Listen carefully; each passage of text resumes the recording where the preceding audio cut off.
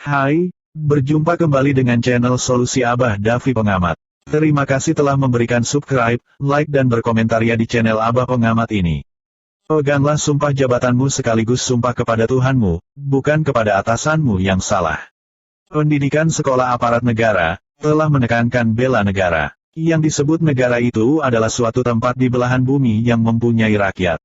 Moto yang paling mengesankan adalah dari rakyat oleh rakyat untuk rakyat. Sangat tragis sekali, bila seseorang yang dulu mempunyai pangkat tinggi, akhirnya ternoda oleh perbuatannya sendiri.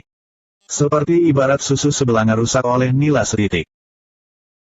Orang yang paling jahat itu, adalah orang yang berilmu, dan mempergunakan ilmunya untuk menutupi suatu kesalahan. Orang berilmu itu, berdasarkan agama, adalah orang yang akan diberikan amal kebaikan atau amal keburukan lebih berat dari orang tidak berilmu.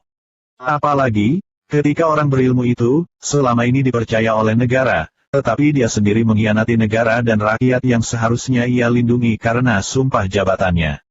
Berbicara pensiun, perlu juga dipahami, pangkat dan jabatannya itu bukan lagi seperti di saat masih aktif, tapi hanya sebagai penghargaan atas prestasinya di saat masih aktif dulu.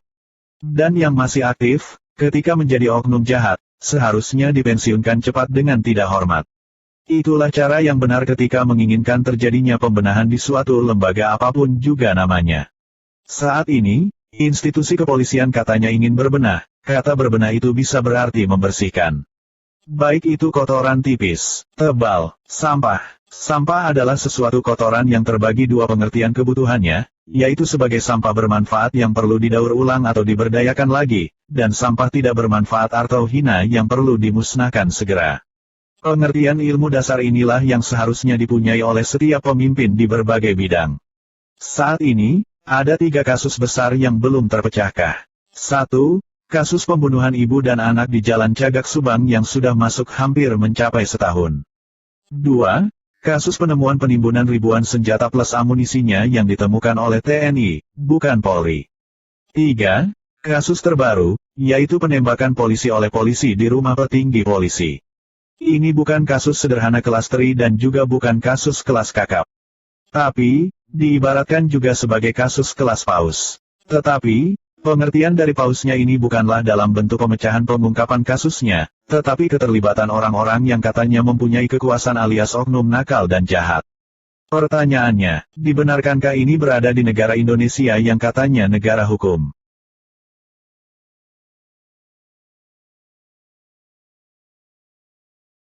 Kasus Subang ini, awalnya adalah kasus sederhana. Tetapi dikarenakan terindikasi ada oknum-oknum yang merasa hebat dengan kekuasaan dan jabatannya, boleh dikatakan kasus Subang. Kasus pembunuhan ibu dan anak Subang ini pun ternyata tidak berbeda jauh dengan kasus terbaru yaitu pembunuhan penembakan di rumah Kadif Propam. Apakah ini bisa disebut sebagai perumpamaan negara di dalam negara, atau bisa juga disebut dinasti kerajaan kejahatan oleh aparat negara dan pejabat negara?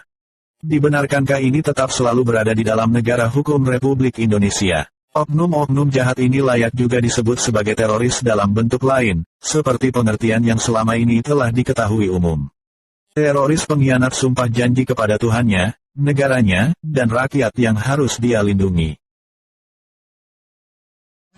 Presiden pertama Republik Indonesia pernah mengingatkan kepada anak cucunya, perangmu akan berbeda dengan perangku, karena nanti perangmu itu adalah melawan bangsamu sendiri yang sangat sulit terlihat jelas. Kalau perangku adalah sangat jelas warna kulit dan bangsanya. Itulah salah satu pesan Presiden Republik Indonesia pertama Insinyur Soekarno kepada generasi setelahnya. Kasus pembunuhan penembakan polisi oleh polisi ini bisa dijadikan contoh cara penanganannya yang langsung berada di bawah komando Kapolri dan Wakapolri.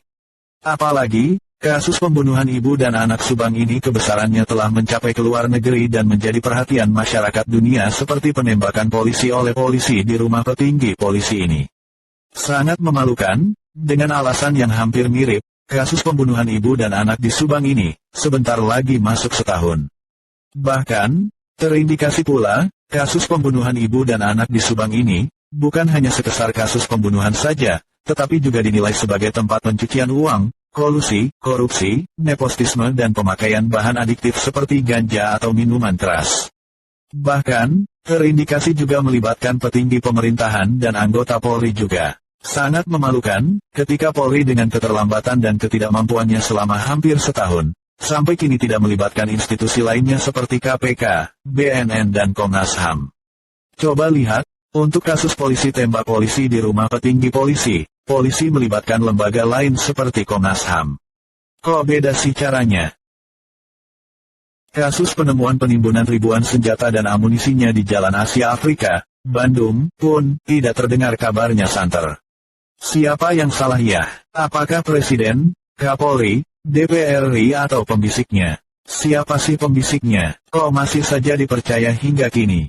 Di kasus pembunuhan ibu dan anak Jalan Cagak Subang, pola penanganannya hampir sama dengan pola penanganan kasus penembakan pembunuhan polisi oleh polisi di rumah pejabat tinggi polisi.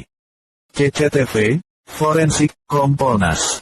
Perbedaannya cuma satu, Komnas HAM. Semakin terpuruk hilang wibawa. Ayo, selamatkan para polisi baik, berikan mereka tugas dengan bonus kenaikan pangkat serta gaji tinggi serta perumahan yang layak untuk pensiun mereka setelah tulus mengabdi bagi rakyat, bangsa dan negara Indonesia. Lakukan dulu supervisi, polisi yang sudah cacat sumpah jabatannya, langsung dicopot seragam dinasnya dengan hukuman berat. Yang melakukan kesalahan ringan, turunkan pangkatnya.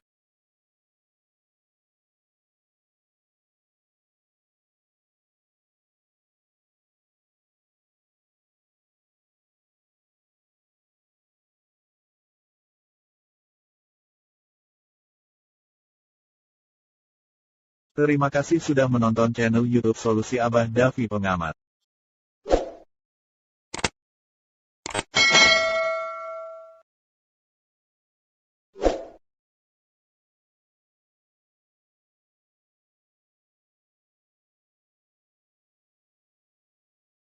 Terima kasih sudah menonton channel YouTube Solusi Abah Davi Pengamat.